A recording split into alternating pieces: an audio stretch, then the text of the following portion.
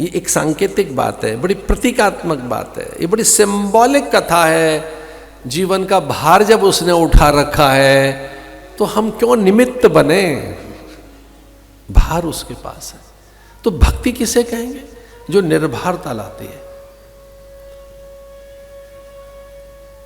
भो भारावताराय, ये प्रतिज्ञा है भगवान की।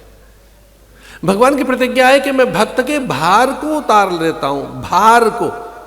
कई बार ऋण का भार है, वचन का भार है, अवज्ञा के कारण भार है, वैधानिक विधियों का अथवा वर्जनाओं का प्रतिकार करने का भार है। भवो भारावतारा है। इसको क्या कहेंगे इंग्लिश में? प्रेशर, दबाव। कोई प्रेशर मत रखिए, प्रेशर, कोई बहुत प्रेशर अनुभव मत करो। कोई भार माथे पर, कुछ कहते हैं ऋण का भार है, ये बोझ पड़ा हुआ है माथे पर, इसे उतारना है, इन दायित्वों को उतारना है। ये जो कुछ दायित्व हैं हमारे, अगर उनमें कहीं जोड़ लें, एक साझीदार उसे बना लें, उसे भागीदार बना लें, जीवन में कहीं वो भी हमारे साथ हो, तो भार वो उतार देते हैं। भवो भारावताराय, वो अवतारी इसलिए लेते हैं कि वो भार उतारेंगे धरती का। जब धरती पर भार बढ़ जाता है, जब जब हो धर्म के हानि, बाणे असुर अधम अभिमानी, धरती पर भार पड़ता है। चलत दशानन डोलत अवनी, धमक एक पैदा होती है दुष्टों के कारण, और धरती पर भार पड़ता है। उस भार को उतारने के लिए भगवान आते हैं।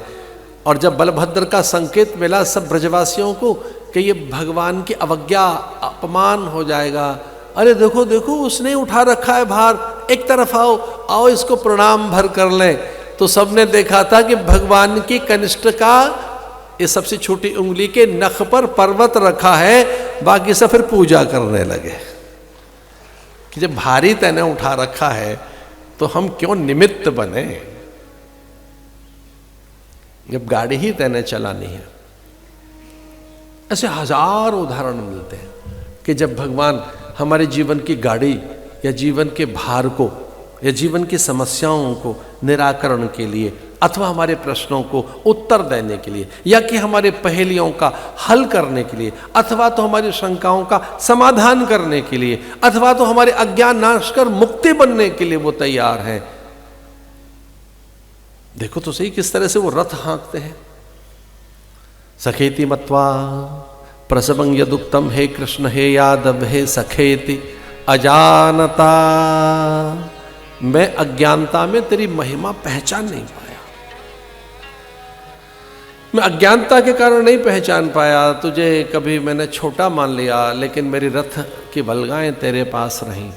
और जैसे अर्जुन ने अपने रथ की बलगाएं, घोड़ों की बलगाएं, वलगा माने रास, वो रज्जू, वो रस्सियां जैसे भगवान के हाथों में है, आज कथा में अपने जीवन की गाड़ी उनको सौंप दीजिए, उस रथ पर उन्हें बैठा दीजिए।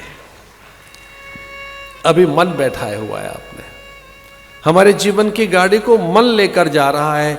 जीवन जैसे मानो रथ है, तो इस रथ में हम रथी हैं, पर सारथी हमारा मन है।